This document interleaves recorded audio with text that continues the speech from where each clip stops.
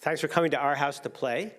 So I'm Scot Osterweil. I'm the creative director of the MIT Education Arcade, and every year Claire and Wendy allow me to co-host this event with them.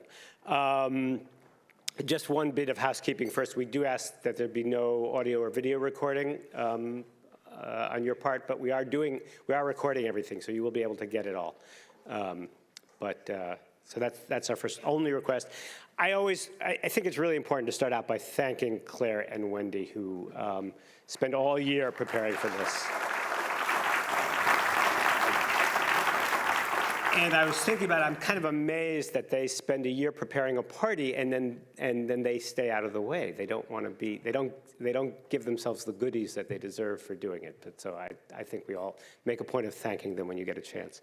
Also, this is our 5th year at MIT.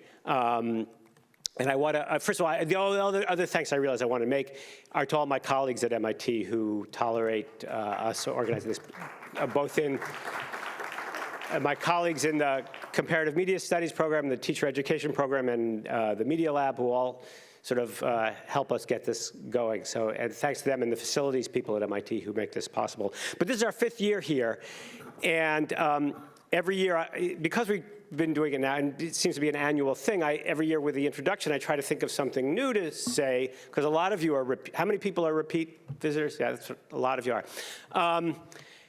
And last year, because we were doing it on Patriots' Day, which is a holiday that many of you are totally unfamiliar with, I explained what Patriots' Day was, about how it's the anniversary of the Battle of Lexington and Concord and the shot heard around the world and all that. And I was talking, and I explained that that's why we run the marathon that day.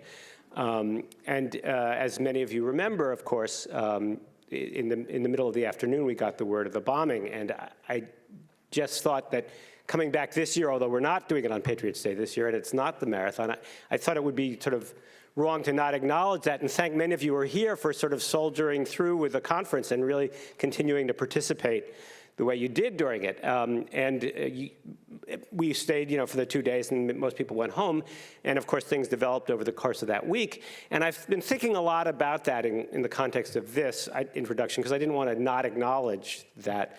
And I thought about what happened in Boston, which is, on the one hand, I think immediately in the aftermath of that, we saw expressions that we're not going to let this change, we're going to continue doing this event.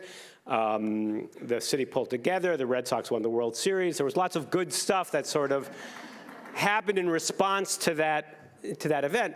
On the other hand, in spite of that protestation about we're not going to let it change anything, those of us who were here for 4th of July last year saw the police clamp down pretty tight in terms of security, and they're going to do it again with the marathon. You're not going to be able to carry as much stuff as you used to be able to carry.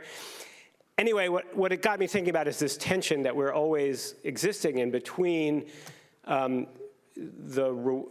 risk and being out in the world, but also wanting to be safe. And I thought about that in the context of our children. That's very much, that could be one lens through which we look at all of children's media. That in fact, what we're doing with our children is preparing them to go out into the world, and that world by definition is risky. And I'm not talking now just about physical safety, and I'm talking about intellectual risks that they have to take, emotional risks that they have to take. The world is a challenging place. We all know that because we've now been in it for a while. And that as we think about children's media, we always have to be thinking about, to what degree are we preparing them for that risk in a good way? Are we giving them, empowering them, emboldening them? To what degree are we protecting them from what they're too young for? And to what degree are we cosseting them? Are we protecting them too much? And I think it's among the many responsibilities we have as media producers is to think seriously about that question, to not think that there's a simple answer about the balance of risk and safety for our children. And again, I'm not talking about the kinds of things that the media always makes a big deal about. I'm not talking about online predators and that kind of stuff that people like to hype. I'm talking about intellectual risk, emotional risk, physical, just the risk of being brave and of being adventuresome, which is what I think we all want for our children. So anyway, with that context, I just want to thank you all for coming again. I hope that this is as the most rewarding one ever, without some of the excitement of last year. And with that, I think I'll just turn the floor back to Claire and Wendy and get on with the show. Thanks.